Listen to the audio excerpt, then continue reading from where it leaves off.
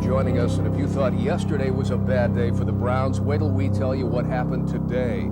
Quarterback Bernie Kosar has been cut from the team. We met for 3 hours, and he and I came to a conclusion that something, sad as it is, had to be done. This is the most difficult decision I've ever made or been a part of. The news shocked Northeast Ohio. Bernie Kosar was now a former Brown. Art Modell told him they needed to make a change at quarterback, but Kosar revealed to me by the time he got to Berea that morning, he knew his fate. I remember driving to Berea, and the phones were ringing off the hook in my Youngstown office from a lot of press saying, "Hey, how's Bernie feel from being released?" So I knew about it before I even got over there. Then when I got to the facility, the dreaded thing that all players hate, go upstairs to see Mr. Modell and see Coach. For as surprised as Bernie was, Browns fans were even more shocked and angry.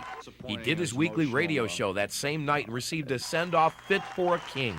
My new favorite team is whoever picks up Kosar. I'm like in shock. I think Belichick should have been cut. I was just devastated. I don't know what Belichick and Modell are thinking. I think flags in Cleveland are flying at half-mast. The response that Monday night doing the show was incredible, and it really, in light of really a poor day, to have that type of warmth, affection, turnout, made me really proud and glad I made the decision I made back 9 years earlier to want to play for the Browns. Belichick went with little-known Todd Philcox as Kosar's replacement. Bernie's teammates were stunned, and he regretted never formally getting to say goodbye to most of them. As you step into the facility, they come and grab you before it gets going, and then as soon as it happens with a player, they want you out of there, so you don't have time to see anybody. It doesn't matter what I think, what the media thinks, what the fans think.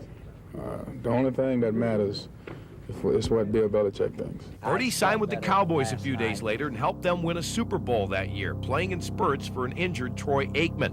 Browns lost 6 of their last 8 games and finished at 7-9. But Bernie told me he has since forgiven Art Modell and has even made amends with Bill Belichick after he got the New England job. There was a lot of Boston people calling, wanting opinions on him.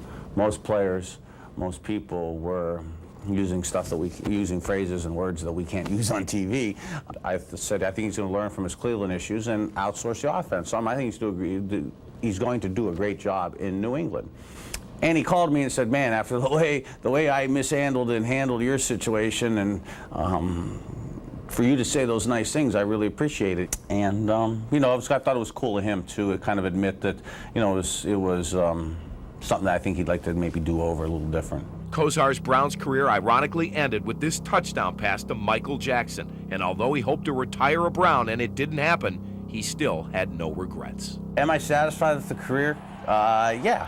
Could have been better? Yeah. Could have been worse? Yeah.